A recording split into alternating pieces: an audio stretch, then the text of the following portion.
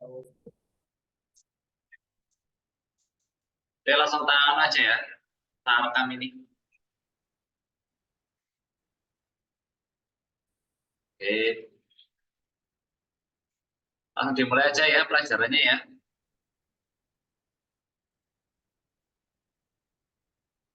Salma sehat, Salma?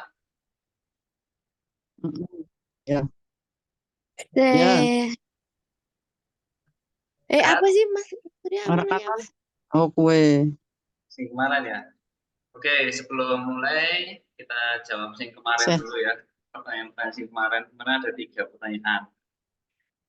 Bismillahirrahmanirrahim. Assalamualaikum warahmatullahi wabarakatuh. Waalaikumsalam warahmatullahi wabarakatuh. Alhamdulillah wassalatu wassalamu ala Rasulillah wa ala alihi wassahabah wa man tabi'ahum bi ihsanin ila yaumil qiyamati amma ba'd.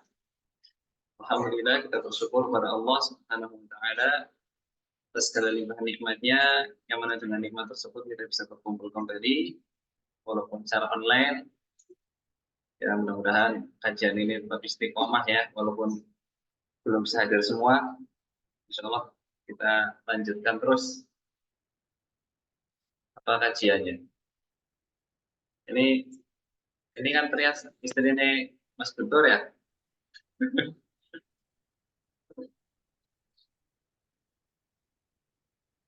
Oh, oh, oh, Oke lanjut ya, lanjut aja ya. kue. Kemarin pertanyaannya Mbak Sis melu gabung. sudah minum gabung ya.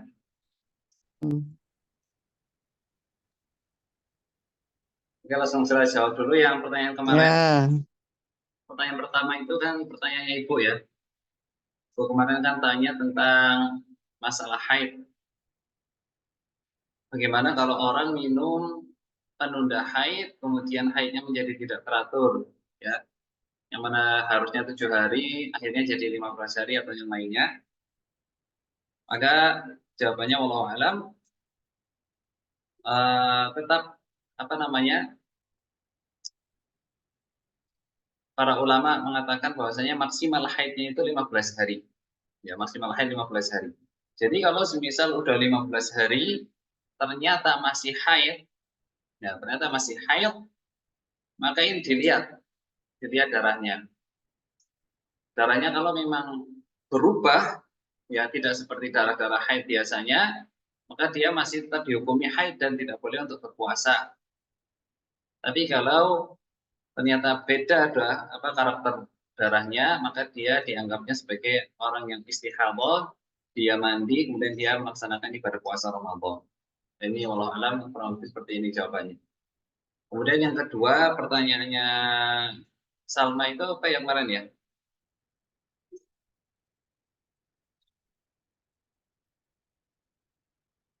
Pertanyaan Salma itu kan apa kemarin ya? Eh, bentar. hamil kayaknya hamil, terus lemes, mual muntah, puas. Kaitannya dengan puasa. Bentar ya. Oh iya, kalau Salma itu kemarin kan bertanya tentang itu ya. Bagaimana dengan puasanya Salma yang sedang hamil muda, ya. Iya kurang lebih gitu ya sama ya. Iya Mas sudah. Walau alam, ya intinya hamil muda, hamil secara keseluruhan itu termasuk daripada udzur yang membolehkan kita untuk berbuka puasa. Maka ya silahkan nanti kalau semisal sudah masuk Ramadan, ternyata apa namanya eh, hamilnya itu berat untuk melaksanakan puasa, maka nggak apa namanya dibuka saja. Kemudian nanti kalau sudah sehat, nah nanti diganti di hari-hari yang lain. Sebagaimana ya ada perkataan dari Abdullah bin Abbas yang radhiyallahu anhuma, wal hubla alaihi al-qada wa idza khafat ala auladihima Shomata wa at'amata. Ya, jadi Ibnu Abbas radhiyallahu taala anhuma beliau mengatakan, adapun orang yang hamil, kalau dia takut atas janinnya, nah ini, kalau dia takut atas janinnya, maka nanti ketika dia mengqadha plus juga bayar fidyah. Tapi kalau memang dia hanya lemes saja, tidak karena takut atas janinnya, maka cukup untuk mengqadha saja. Insyaallah cukup ya jawabannya.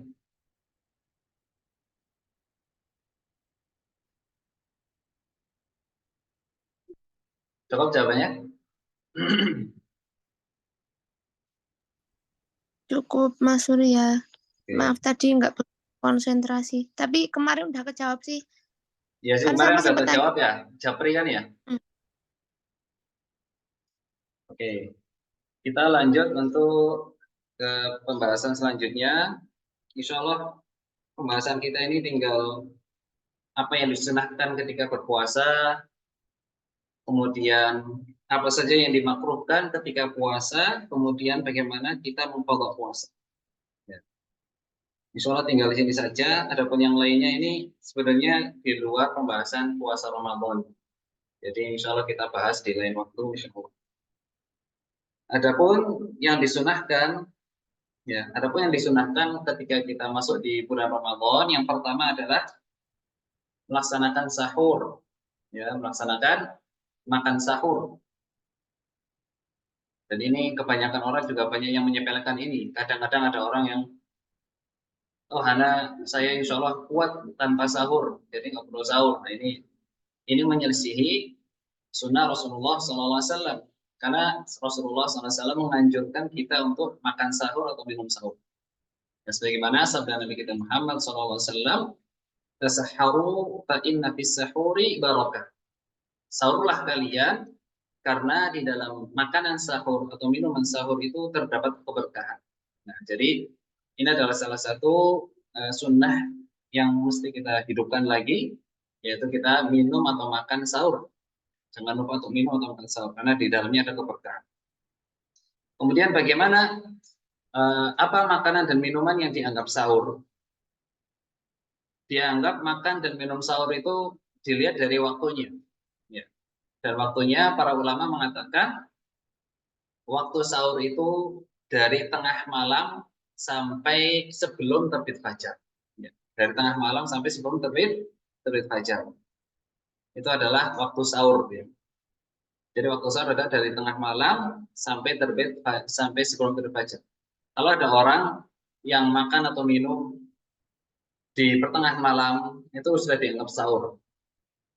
Ini adalah sunnah yang pertama, yaitu makan atau minum sahur. Kemudian sunnah yang kedua adalah mengakhirkan sahur. Jadi yang pertama makan sahur. Yang kedua sunnahnya adalah kita mengakhirkan sahur. Jadi kita sahurnya itu mendekati waktu sholat subuh. Nah ini. Sebagaimana dahulu Nabi Muhammad SAW dan juga beberapa sahabatnya ada yang sahurnya itu mendekati sholat subuh. Bahkan Nabi Muhammad SAW sahurnya itu 50 ya, kadarnya atau waktu jaraknya itu seperti orang baca 50 ayat dari Al-Quran. Nah, kalau 50 ayat itu ya kurang lebih 15 menit. Ya, jadi apa namanya? Sahurnya Nabi Muhammad SAW dan para sahabatnya adalah mendekati waktu subuh. Mendekati waktu subuh. Jadi dikatakan di sini ada sahabat Nabi Muhammad SAW namanya Zaid bin Thabit. Beliau mengatakan, aku pernah melaksanakan sahur bersama Rasulullah SAW. Kemudian kami pun beranjak melaksanakan sholat subuh. Nah, kemudian Zaid bin Thabit ya yang memberikan kisah ini, beliau ditanya, wahai Zaid bin Thabit, berapa jarak antara sahurmu dengan sholat subuh? Nah, ternyata Zaid bin Thabit mengatakan qadru khamsina ayat. Ya sekitar kita baca 50 ayat. Ya kalau 50 ayat yang mungkin kurang lebih 10 menit atau 15 menit. Nah, ini salah satu sunnahnya adalah kita mengakhirkan sahur sampai mendekati waktu subuh. Tapi jangan sampai sudah adzan terus sahur, itu juga tidak boleh ya. Karena sebagian ada juga yang apa namanya sudah adzan, sudah jelas adzan, ya, tapi karena ada minuman di tangan tetap aja diminum. Ini juga nggak boleh. Bahkan kata Imam Nawawi di dalam kitab Al-Majmu', ya, kata Imam Nawawi, kalau sudah ada makanan ya di mulut kita, kemudian kita dengar adzan, harus dikeluarkan. Karena adzan itu sudah yakin sudah masuk waktu subuh. Nah ini. Jadi sunnahnya mengakhirkan sahur jangan sampai kita kebablasan. Ini sunnah yang kedua. Ya. Sunnah yang pertama adalah kita makan sahur atau minum sahur. Kemudian sunnah yang kedua adalah kita mengakhirkan sahur. Ya, kita makan sahurnya mendekati waktu subuh. Kemudian sunnah yang ketiga adalah ta'jilul fitr. Sunnah yang ketiga adalah kita menyegerakan berbuka puasa. Ini, kalau ini pasti insya Allah ya. Ini pasti kalau sudah buka langsung minum. Ini termasuk sunnah. Karena sebagian orang ada yang gaya.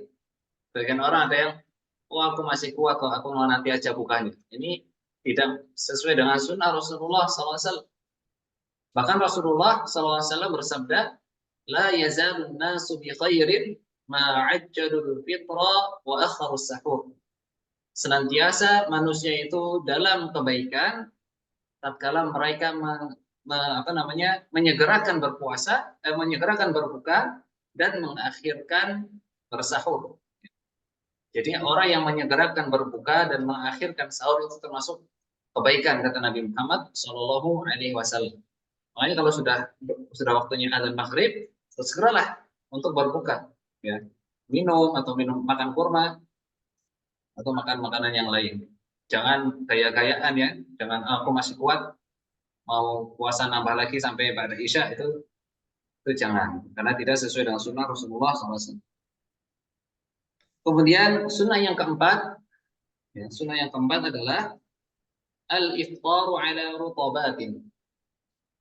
Sunnah yang keempat adalah berbuka dengan yang pertama, dengan kurma muda atau kurma basah, rutab. Sudah pernah makan rutab? Sudah. Sudah, Insya Allah. Sudah. Nah itu sunnah. Hah? Beli di mana boleh?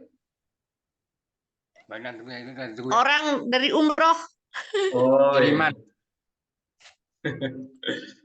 Jadi itu sunnah ya. Kita berbuka dengan rutab itu sunnah yang pertama. Kemudian yang kedua, kalau memang kita nggak punya rutab atau kurma basah, kita makan kurma kering. Ya, ini kurma kering banyak di Indonesia ya, yang dijual itu banyak. Berarti kurma kering.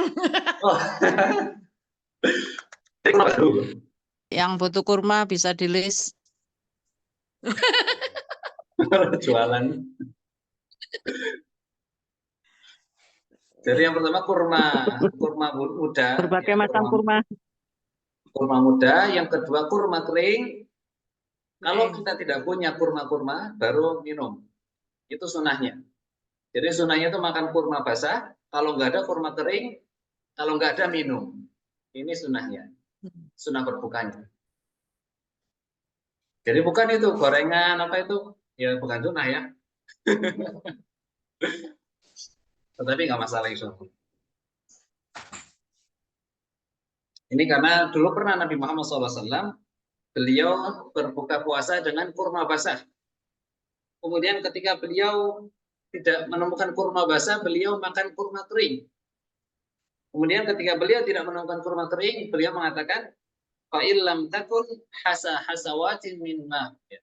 Kalau Nabi Muhammad SAW tidak mendapati kurma basah, kurma kering, beliau hanya minum air kemudian salat maghrib. Kemudian setelah maghrib, baru nanti mau makan gorengan atau makan yang lainnya itu apa?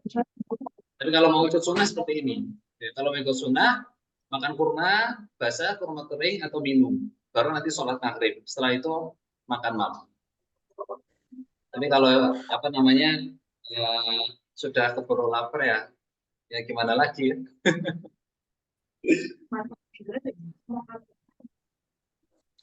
Ini sunnah yang keempat. Kemudian sunnah yang selanjutnya yaitu sunnah yang kelima. Ya, sunnah yang kelima adalah ad-du'a indal fitri wa athna'is siyam, yaitu berdoa ketika berpuasa dan sebelum sebelum berbuka.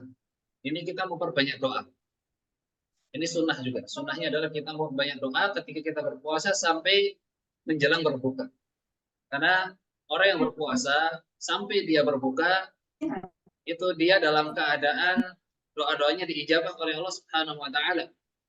Sebagaimana sabda Nabi kita Muhammad sallallahu alaihi wasallam, "Tsalatsun la turaddu da'watuhum." Ada 3 golongan manusia yang mana 3 golongan manusia itu doa-doanya tidak akan tertolak oleh Allah Subhanahu wa taala. Yang pertama adalah orang yang shaim hatta yuftir, orang yang berbuka, orang yang berpuasa sampai dia berbuka. Kemudian orang yang menjadi imam dan adil, pemimpin yang adil. Kemudian yang ketiga adalah orang yang terzalimi. Jadi ada 3 golongan manusia yang doa-doanya tidak akan tertolak.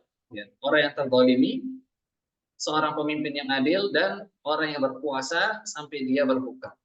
Maka ini sunnahnya kita memperbanyak doa. Ya, kita memperbanyak doa. Banyak sekali kalau kita mau doa, banyak sekali ya kalau kita pikirkan hajat-hajat kita. Ya, banyak sekali yang bisa kita doakan. Bahkan hajat duniawi kita ini banyak sebenarnya kalau kita mau doa. Tapi kadang kita lupa sama yang namanya doa. Ya. Padahal doa ini adalah sebuah ibadah yang paling mulia dan yang paling dicintai oleh Allah Subhanahu wa taala. Ya, doa ini kalau kita berdoa sama Allah, itu kan kita sedang merasa butuh sama Allah. Kita sedang merasa butuh, kita sedang merasa rendah di hadapan Allah, dan Allah itu suka dengan hamba yang seperti itu. Allah itu suka dengan hamba yang merendah, hamba yang merasa fakir, merasa butuh dengan Allah Subhanahu wa taala. Makanya doa ini termasuk ibadah yang paling mulia. Yang paling mulia. Makanya kalau Surya ini kalau misal lagi bimbing umrah itu biasanya sebelum umrah, sebelum ke Saudi, sudah selalu bilang ke jemaah, ayo antum semua, kalian semua tulis doa-doanya. Kalian tulis doa-doanya apa yang mau kalian doa, biar nanti ketika tawaf itu tidak mati gaya. Ya, kadang ketika tawaf itu orang-orang ketika tawaf cuman jalan-jalan aja, nggak berdoa. Padahal doa ini adalah ibadah yang sangat mulia, yang sangat Allah cintai. Bahkan Allah Subhanahu wa taala berfirman di dalam Al-Qur'an, "Wa qala rabbukum ud'uni astajib lakum. Innal ladzina yastakbiruna 'an 'ibadati sayadkhuluna jahannama dakhirin." Allah Subhanahu wa taala berfirman dan berkata, "Rabb kalian, ud'uni, berdoalah kalian kepadaku, astajib lakum, sungguh aku akan mengijabah doa kalian." Jadi Allah Subhanahu wa taala menyuruh kita untuk berdoa, dan Allah juga berjanji akan memberikan ijabah. Nah, ini Masya Allah ya. Makanya kita harus memperbanyak doa. Terlebih ketika nanti kita sedang berpuasa, sebelum kita berbuka, itu adalah tempat-tempat doa-doa kita diijabah oleh Allah Subhanahu wa taala. Banyak kalau kita mau doa ya, doa permasalahan rumah contohnya, diberikan rumah yang aman, diberikan rumah yang nyaman, diberikan rumah yang keluarga yang sakinah, mawaddah warahmah.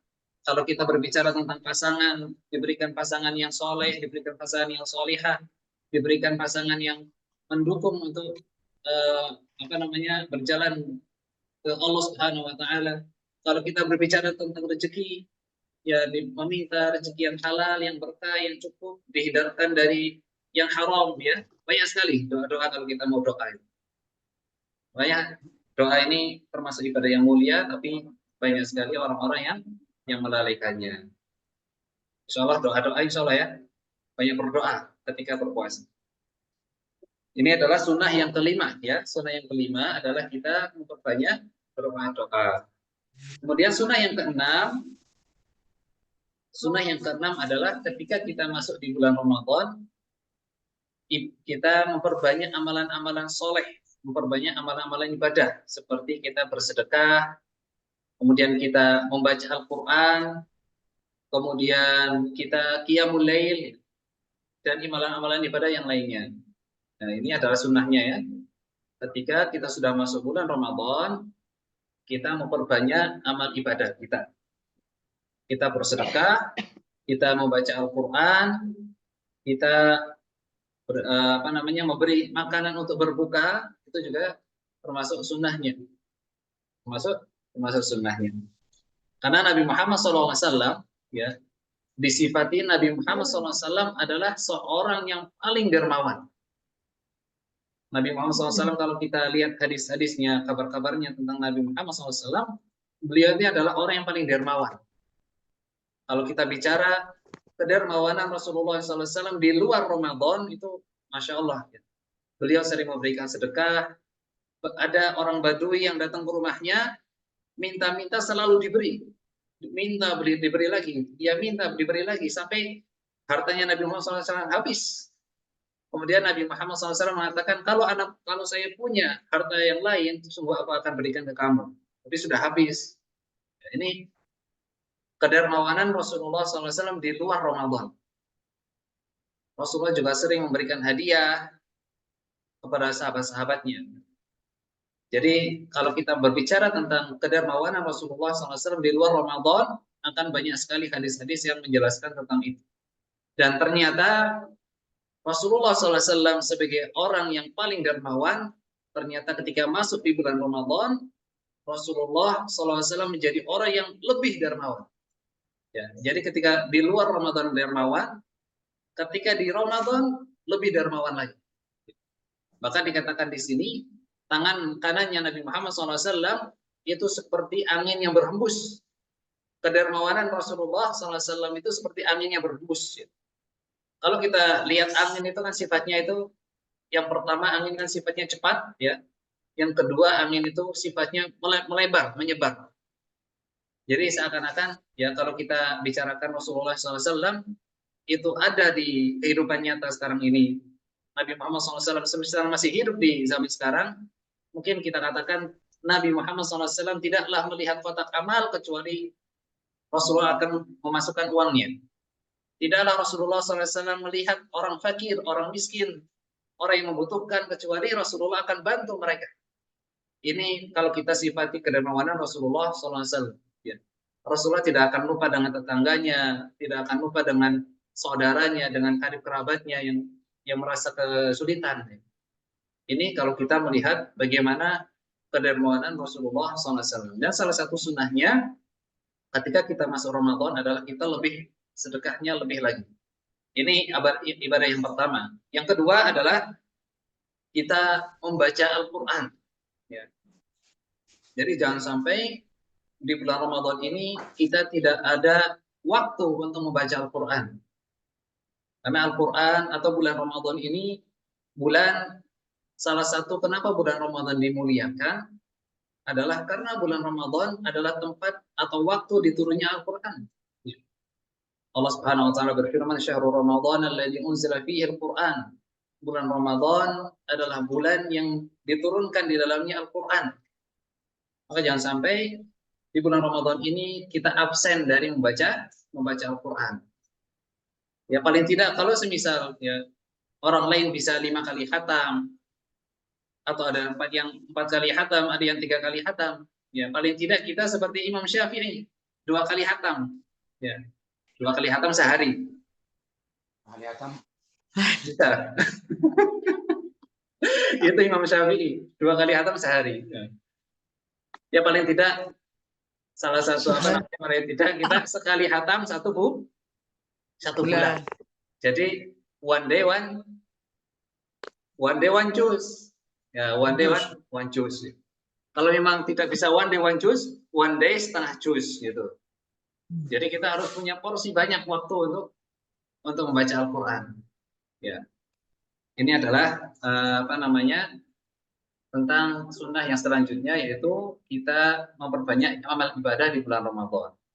Kemudian sunnah yang selanjutnya, yaitu sunnah yang ketujuh adalah kita kalau dimampukan adalah kita melaksanakan ibadah umroh di bulan Ramadan.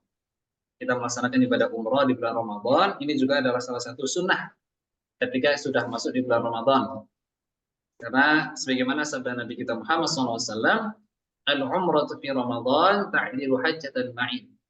Beribadah umrah di bulan Ramadan itu setara dengan pahalanya dengan berhaji bersama Rasulullah Shallallahu Alaihi Wasallam. Maka kalau mungkin kita belum dimampukan, paling tidak kita memiliki niat,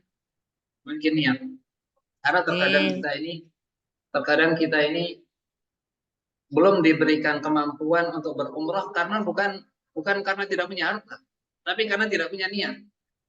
Dan salah satu bukti kita ada niat adalah apakah kita setiap doa itu ada nggak disisipkan itu doa untuk umrah setiap hari. Nah, itu. Kalau memang kita niat pasti ada kita menyisipkan itu doa. Ya Allah berikan aku rezeki agar bisa umrah. Ya Allah berikan aku rezeki agar bisa pergi ke tanah haram, ke tanah suci. Ya. Itu kalau memang niat. Ya. Jadi terkadang karena sebenarnya ibadah umrah ini bukan kaitannya dengan kemampuan harta atau kemampuan fisik, tidak. Tapi ibadah umrah ini adalah panggilan. Amin. Ibadah umrah ini adalah panggilan. Maka bagi siapa saja yang dipanggil, insya Allah walaupun mungkin dia belum mampu dari segi finansial, kalau memang dia dipanggil, insya Allah akan mampukan dia dari jalan yang dia tidak sangka-sangka. Maka marilah kita memperbanyak doa, karena salah satu cara kita membuktikan keseriusan kita, keinginan kita untuk berumrah adalah kita berdoa pada Allah Subhanahu wa taala. Ya. Jadi doa terus, jangan lupakan menyisipkan doa-doa kita untuk umrah di salat-salat kita, di waktu-waktu ijabah kita. Ini adalah sunnah yang ke-7 ya, yaitu melaksanakan ibadah umrah di bulan Ramadan, yang mana pahalanya seperti berhaji bersama Rasulullah SAW. Bukan berhaji saja, ya berhaji bersama manusia terbaik, yaitu Rasulullah SAW. Kemudian sunnah yang selanjutnya adalah sunnah yang ke-8, yaitu bersabar ketika ada orang yang mencela atau mengejek, ya. Atau yang ada orang yang membuat emosi. Nah ini kita bersabar dan kita mengatakan sesungguhnya aku sedang berpuasa. Itu juga termasuk sunnah. Termasuk sunnahnya adalah kita bersabar ketika ada orang yang mencela kita, ada orang yang mengejek, atau mungkin kita tahu ada orang yang menggibahin kita. Ini juga kita bersabar, ya. Karena ini adalah salah satu sunnah ketika kita berpuasa, yaitu kita bersabar. Jadi ini adalah beberapa sunnah-sunnah yang bisa kita kerjakan ketika kita sudah masuk di bulan Ramadan. Ya insya Allah mudah-mudahan Allah Subhanahu wa taala memberikan kita semua taufik, kemudahan untuk bisa menjalankan sunnah-sunnah ini biidznillah taala. Ya, insya Allah pada kesempatan hari ini kita bahas ini dulu ya tentang sunnah-sunnah di bulan Ramadan. Insya Allah besok ya tentang hal yang dimakruhkan di bulan Ramadan, dan yang terakhir adalah bagaimana mengqadha Ramadan. Alhamdulillah selesai. Ada yang ditanyakan mungkin?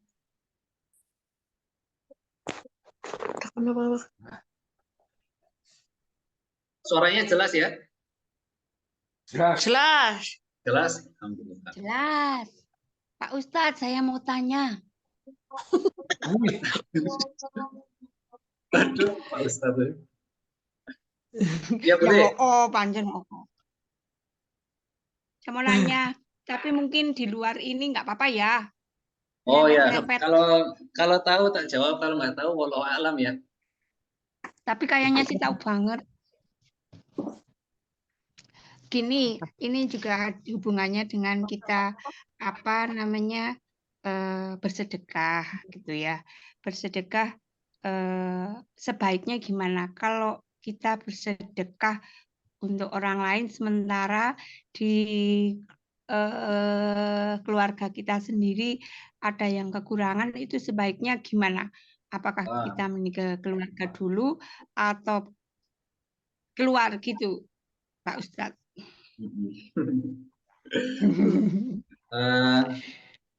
Rasulullah SAW bersabda, "Afdalu dinarun yunfiquhu ar-rajul ala ahlihi wa ala dabatihi allati tusiluhu fi sabilillah." Jadi Rasulullah SAW bersabda ya, sebaik-baik harta, sebaik-baik dinar, kalau Dulu kan uangnya kan dinar. Sebaik-baik harta adalah harta yang seorang laki-laki infakkan. Yang pertama kali disebut siapa? Yaitu keluarganya. Jadi ternyata seorang laki-laki ketika dia Istri. infak, yang paling utama justru keluarganya. Jadi keluarganya dulu. Ya, keluarganya dulu. Baru kalau memang keluarganya sudah mencukupi atau mungkin sudah luper-luper ya, baru dia bersedekah dengan yang lain. Kepada yang lain. Jangan sampai karena bersedekah kepada keluarga, tapi untuk para suami, untuk para ayah, itu kan memiliki kewajiban untuk memberikan nafkah. Jangan sampai kewajiban ini kalah dengan yang sunnah-sunnah memberikan sedekah kepada yang lain. Nah, jadi ya tetap yang diutamakan adalah keluarga terlebih dahulu.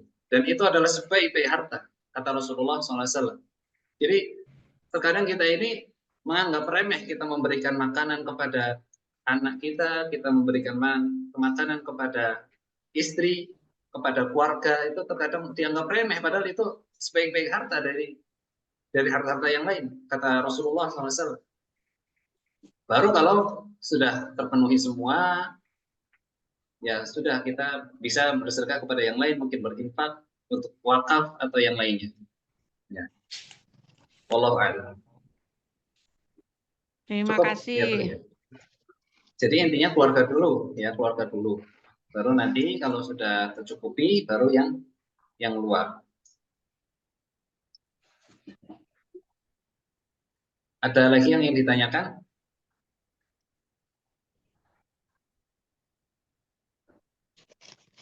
Bahkan sedekah ya, bahkan sedekah untuk keluarga ya dikatakan oleh Rasulullah SAW.